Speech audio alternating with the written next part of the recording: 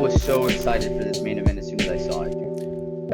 I wasn't that excited for it because I was like, okay, Korean For Zombie different reasons. for different reasons, right? Like if this was 3 years ago, I would be like, hell yeah, let's do it. I'm so excited for this. But the fact that it's happening now is like, I feel like Korean Zombie probably could have retired already. Do we really need to see him fight a killer like Max at this point in his career? It's like I just don't. It doesn't do much for Max winning this fight as far as like rankings go and things like that. Korean Zombie is just kind of past his prime at this point, and I was like, this fight just doesn't really need to happen. And I was dead wrong because it was fucking awesome. Everything about it. Yeah, I was gonna say you went into this fight not so excited about it because you were in your feels going into the fight. Hey, how do you think I was going out of the fight? You I think I was was in my in my feels there feels, too? yeah, coming out of it. So let's talk about the fight. So first of all, Max Holloway, hand speed is still phenomenal. And look, Yeah. going into this fight, you have somebody in Max Holloway that only loses to champions, right? So Yep. he lost to Dustin Poirier when he went up in weight. Yeah. Dustin If Poirier, we're talking, big boy. yeah, big boy. If we're talking at featherweight, over current featherweights, Max is 18-0. Only loses to champions. Only The 3 champion. losses are to Volkanovski. That's So crazy. you put him up against anybody else in that division, and he's cleaning out the house. You know what I mean? So, it puts us in this weird situation where we're asking ourselves, what do we do with Max Holloway? Because as long as we keep Max Holloway here in the division, he's going to continue clearing out the rest of the division. So does that mean like, hey, anybody that has a good showing against Max Holloway might get to fight for the belt? I know. What do we do? They're doing with Tapuria, right? Like you can't have him gatekeep the title shot because no one's ever going to get through him. You know? No. And then you have somebody in Korean Zombie who, like you said, past his prime, right? Mm-hmm. But Korean Zombie goes in there and puts absolute banger after banger on every single time he's in the octagon. He gives Win you or his lose. all. Absolute heart of a warrior, man. Super respectful. There's just nothing to dislike about this guy, man. He's awesome. No, and that's what Max said too. He's like, yeah, normally in my fights, like everybody's cheering for me, and then when they announce the guy I'm fighting, they all boo him. And he's like, it wasn't like that. I don't think he has any haters. And it's like, how could you? If you're a hater, if you're a Man. Korean Zombie hater, then Lose my number. lose my number. But don't unsubscribe because we're trying to reach 6,000 subscribers. But lose my number. But make sure you Yeah. stay subscribed. But dude, it was an exciting fight. Korean Zombie brought it. Right, that first round was so technical by Max Holloway, and Korean Zombie was still catching him with the jab. Still Korean caught him with the Zombie- right a couple times. Dude, with the hook, he doubled up on the hook. That's looked really good and caught Max off rhythm and cracked him a couple times in that first round. He has this freaking granite chin from Hawaii that can get hit with a baseball bat, and the baseball bat will snap in half, and Max Holloway will just reset and then put his hands back up and start pressuring you again. I've never seen a chin like Max Holloway's, man. No, and I mean, and you could have said the same thing about Korean Zombie a few years ago. Up until a few years ago, Korean Zombie was, I mean, there's a reason they call him the Korean Zombie. You can't kill him. Oh, Lately is obviously that doesn't last forever, and that's first round, right? Go ahead. I was just gonna say you had that first round. Like I said, Max Holloway looked pretty good. I feel like Max Holloway was really finding his rhythm in that second round too. Started piecing him up a little bit dropped more. Him in the second. That 1-2 was so fast, right? That 1-2, and he dropped from him Max Holloway, and he dropped him in the second where he dropped him and he wanted the walk-off KO, and Korean Zombie just kind of rolled over himself. You know, when you're in jiu-jitsu drills and you roll over you do the backwards roll, you do the backwards roll, forward roll. You know, he did one of those. Got tangled up in them. They go to the ground. Holloway tries to set up the anaconda choke, and it's tight. It's super tight. There's a really good picture. I don't know if you put it in there, but where he's in the anaconda choke and he's looking up at Mark Goddard like, I'm pretty sure he's out because he's not breathing. And, he's a zombie. And then Mark Goddard like checks him out. He's like, no, he's good, and he's just working in it. They're in an anaconda choke that looks pretty tight for 30, 45 seconds. Max said he was gurgling, doing all the stuff that if you're choking someone you want to hear. And then you can't put him out like that. Blunderbub says, I can't believe I'm saying this, but after watching him fight and learning a little bit about, I would put Holloway against anyone and one for an instant banger. Holloway against anybody in the world, instant banger, regardless of division, regardless of organization. it's a banger. Max Holloway brings And it every single time. Blunderbub, if you're now just learning about Max Holloway, do me a favor. Look up Max Holloway versus Ricardo Lamas. In the Ooh. last few minutes of that fight, really the last round of Yeah. that fight is all you really have to see when they both point at the octagon, and it's Yeah. just And all Max is out. up. Max is up like 5 rounds to nothing, pretty much. Like he could easily just skirt around the outside, keep his distance, coast to a decision, and Yeah. instead there's He's a like, "You want to minute bang? left, and You he want to bang?" points down at the center of the cage, and he just digs his feet in, and they just both start hooking for the last like 30 seconds of the fight. It was It's crazy. amazing. But And that, I mean, speaking again, of, that's Max Holloway. That's Max Holloway for you. yeah, and speaking of throwing it down, I'm pretty sure after that second round, Korean Zombie got dropped, uh, almost choked out. They could have maybe stopped it when he got dropped like that. I'm glad they didn't. Um, but in between the rounds, it's like that's when he decided, because going into this fight, he was talking about, yeah, I know a lot of people are asking for me to retire. I still think I can beat Max. If I don't win this fight, then like maybe we'll see what happens. But I don't think I'm quite there yet. And it seems like he decided that in between rounds. And we've seen guys, my favorite fighter of all time, actually retired in between rounds with Chris Lieben. That's how he retired. He was like, you know what? I'm done. This is it. Korean Zombie, instead, when he makes that same decision, says, you know what? I'm going out on my sword. This might be the last time I have a chance to do this. I hit hard as fuck. There's still a chance. So I'm just going to go out there, try to knock him out, or get knocked out trying.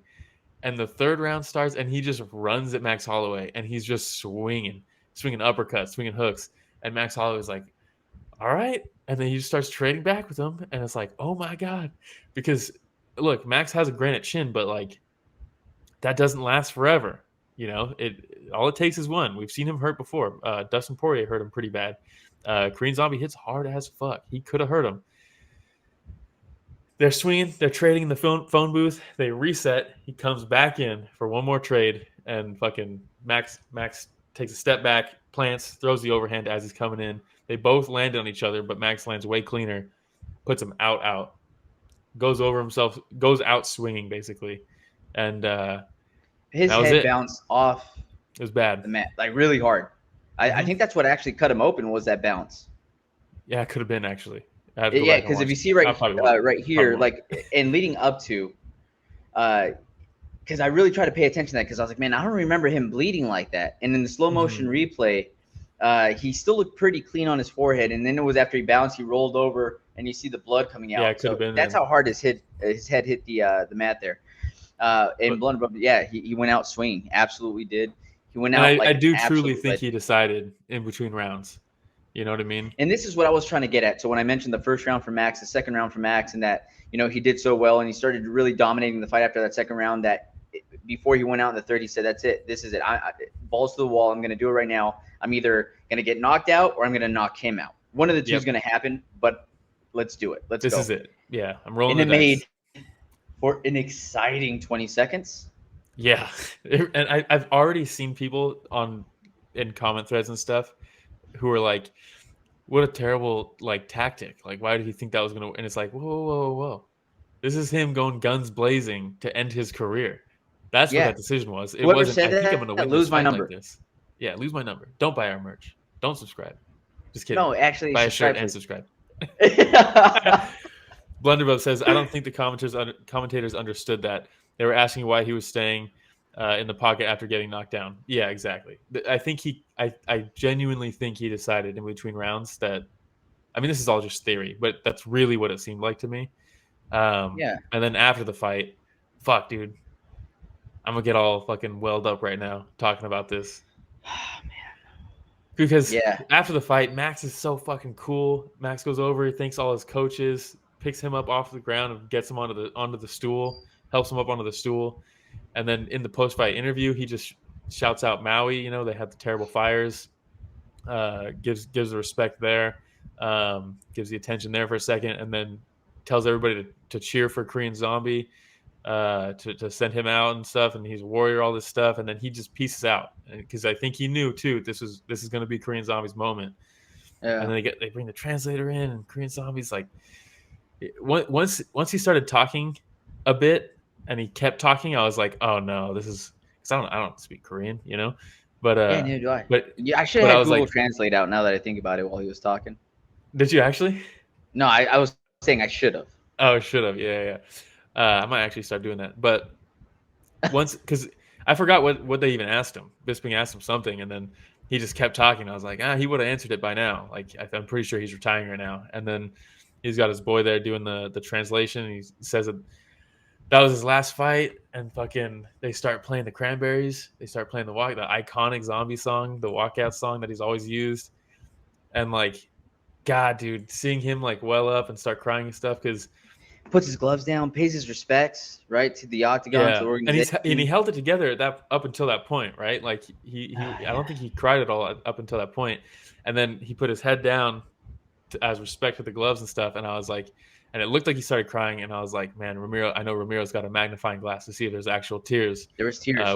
Once he gets up, There was tears. there was tears, man, and Man. God, dude, there's something about like people always make the joke like seeing like it's like watching your dad cry, you know, but like also in like Korean culture too, like men traditionally don't show that type of emotion. You know what I mean?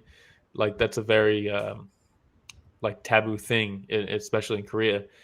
So to see Korean Zombie, who's a fighter, you know what I mean? Like it's already it's tough to watch, and he's hugging all his teammates, and his teammates are crying, and they're wiping their eyes, and I was just like, oh God, I can't handle this. And then they're keeping the camera on him, which is great, right? Because like we've seen retirements in the past, like Glover Teixeira, where the crowd left before he could even retire, and then he retires to an empty Brazilian Not this crowd. and no, Not everyone's this crowd. there, and the song's playing, and then as he's finally leaving the octagon, as soon as he opens the door, the chorus of the song starts playing, and the whole crowd is singing it as he's walking out of the cage.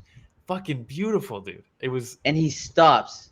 He stops to appreciate the moment, man. Yeah, and he and smiles. Montotoni, words right out of my Yeah. mouth. The smile as he left the cage too, because he stops, he smiles, he looks around, man. And I think that at that point, Fuck, dude. he was really able to appreciate, right? One, his career, the brand that he had built for himself, the moment, you know, even with the loss, like the love that came with from his fans. Yeah. The it was appreciation. powerful, dude. And especially with that song, like, because for me growing up watching MMA, like, I mean, when let's see, for me, I don't remember watching live MMA without him. You know, Yeah. he started in WEC 2010 with the Leonard Garcia fight was his debut. I guess, I mean, I was watching before that, but I don't remember really not having him in the like zeitgeist of the sport. You know, he's always someone that was there. And dude, like, and while he's walking out, he's got his gloves and he's holding his gloves up to the crowd, like as he's walking. Some asshole grabbed one of them, and I was like, "Come on, what are we doing here?" No, really. And then he was like, he tried to grab it back for a split second, and then he was like, "You know what?" And then just throws the other one in the crowd too. And he was just rolling with the moment, you know. And I was just like, "Man, what a cool fucking guy! His whole career has just been super cool." You know. Oh man. Blunderbub says Yeah, what got me and, was that they were still singing after he was gone. I saw a Reddit post of someone who was there saying that well after he was gone, they kept the music playing and the crowd was just singing the whole song. It's like, God, dude. As they like, should, man. Singapore what a did fucking such a legend. good job. They did such a good job Yeah. soaking in the moment, man, and showing their appreciation. I had to make sure that we got this one on here. This is one of my favorite Korean zombie Classic. art clips of all time. It's classic, yeah. And for anybody that's just tuning in through I don't know, Apple Podcasts or something like that, Spotify, through YouTube, we go through and actually show some pictures that have to do with what we're discussing. And this is just a classic Korean zombie picture, man. You know, so thank you, Korean Zombie. He tunes into the podcast every week, so I know he's going to listen to us thanking him for his amazing career. So, yeah, and Blunderbub, I know you were talking about how you haven't followed the UFC too much, and going into this one, you're learning more about Max Holloway. Dude, if you can go back and watch Korean Zombie versus Leonard Garcia, whoo, holy smokes! I mean, yep. One of the people like bangers, right? People like bangers. Korean Zombie versus Leonard Garcia, it's up there. It's up there with the best of them. You know, there's a reason why. All right, man. I saw another person who's kind of a newer fan who was like, why is he such a fan favorite? He's gonna if he like going into this, he's 17-7. Like he's not like he never touched like the top echelon, and he has numerous losses, things like that. It doesn't matter. This isn't boxing. You know what I mean? Who gives a fuck what the record is? You know? Yeah, man. Blunderbub says you guys got to make a whole list. We really do. Actually, we did, didn't we? We did. We actually. Oh yeah, Mazzatoni. Him and Yair was good too, except for the last 1 second of that fight. I hate the Oh my god, that's another. Last 1 second pissed me off so much. Absolute banger, and I think Korean Zombie was actually winning that fight. But again, if it weren't for that, he would have won. Yeah, he would have won. But it's another example of Korean Zombie just not backing down. He doesn't know how to, take the easy way out, and doesn't end in his favor, but ends with a finish that will go down in the history of the UFC as one of the best finishes ever. And you know what also is just another part of the myth and like the legend of Korean Zombie is the fact that he took like 3.5 years out of his prime to serve in the military. So like he was in his prime. I think he lost to Jose Aldo, and then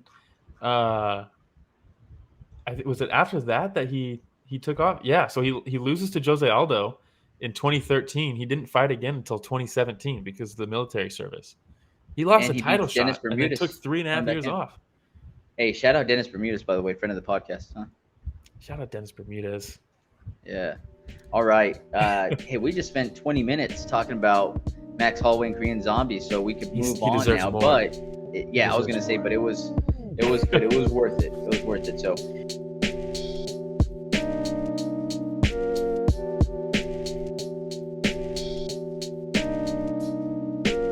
Hey everybody, Ramiro and Will here. Thank you so much for watching that short clip. It's just a small clip of what we covered this last Sunday. Yeah, if you want to check out the full fight card recap, the link is in the description, and it's going to be on screen at the end here. Don't forget to go back and watch our fighter interviews that we have.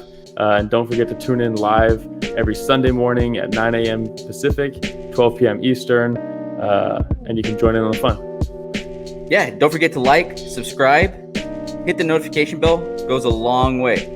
All right, everybody. Thanks for watching that short clip from Story of the Fight.